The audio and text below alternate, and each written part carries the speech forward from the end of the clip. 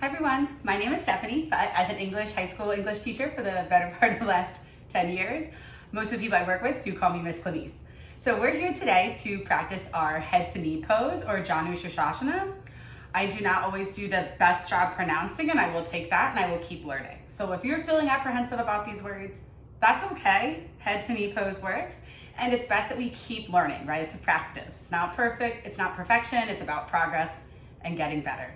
So to get started today, right, our head to knee pose, we've definitely done this a few times in some of my seated poses classes. So I wanted to spend a little time kind of helping you set it up a little bit easier. So I'm gonna move you through it and I'm gonna show you a couple different options. So let's start with our easy seat Sukhasana. Inhale your shoulders up to your ears. And exhale those shoulder blades down your back. Feels nice to kind of like settle in with that breath. Let's do one more.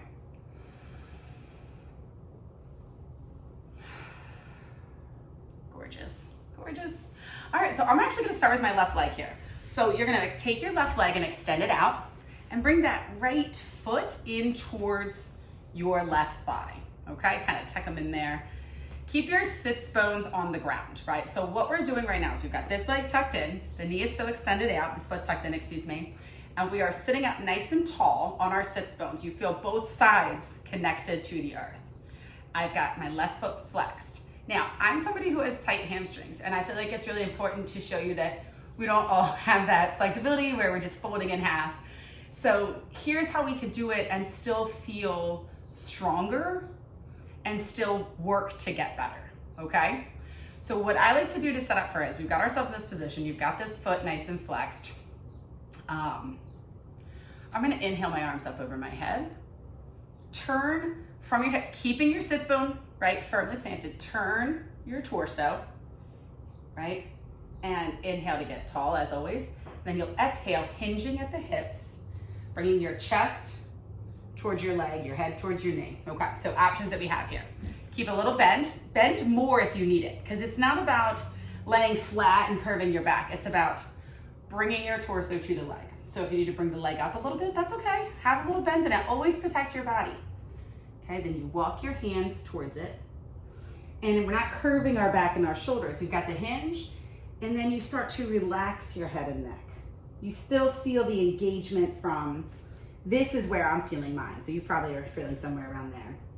Of course, if you feel comfortable, you can grab hold of your foot, bringing your head closer.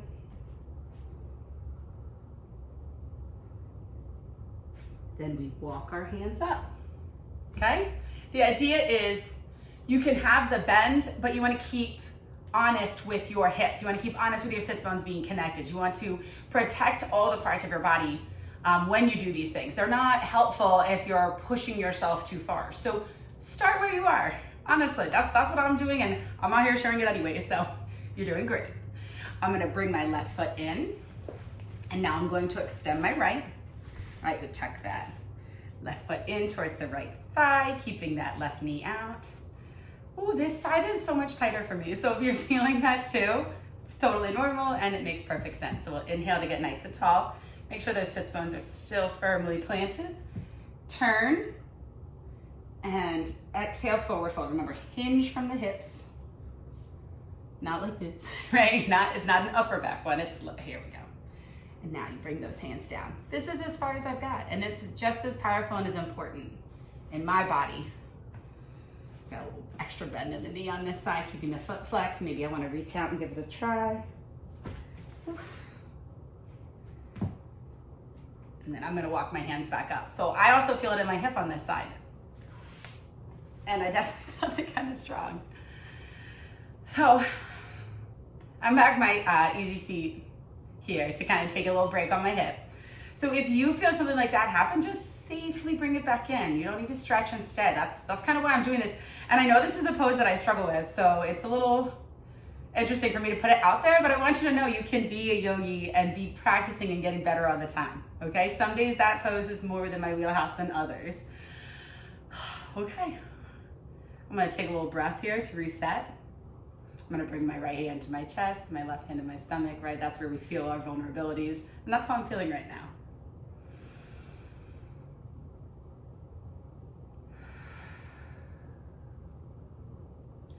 Okay. So the other thing I wanted to share with you is that there is an option for a revolved head to knee pose. So I'm gonna bring my left foot out again. All right, we've already set up for this once. So bring that right foot in, left foot out, a little bend in my knee, because like I said, I gotta protect those hips, gotta protect my lower back. Inhale my belly button to my spine, really strengthen my core. So this time, I'm gonna inhale my right arm up, and then reaching my right arm over my right ear, bringing my gaze up, chest forward, chest towards the sky as much as feels comfortable. And we've really got this gorgeous like revolved twist going while we're doing the head to knee pose. All right, I am not flat against it, but it still feels amazing. And exhale, walk back to the middle. Now we're gonna try it on my sticky side and see if I can maybe do this one a little bit better. Extend that right leg. I can feel how tight it is. So I'm gonna go ahead and be smart about my body and just bend this knee. Inhaling my left arm up. And exhale it over my left arm over left ear, bringing my gaze up. Shining my heart forward, up towards the sky as much as I can. And back up. Whew. All right. So, it's not perfect, but I think it's also important to see we're not all perfect at it. We're not going to be amazing every time. And it's okay to be vulnerable and not be amazing at something that you're trying to show people. But yeah, so hopefully this did help. It did help to show you that we all struggle with it. It did help to show you that there's a lot of options for it. There's a lot of ways to protect your body and protect yourself when you're putting yourself into these more vulnerable positions. So thank you so much for coming here. Thanks for letting me share my yoga with you, and I hope you have a wonderful day. Take care.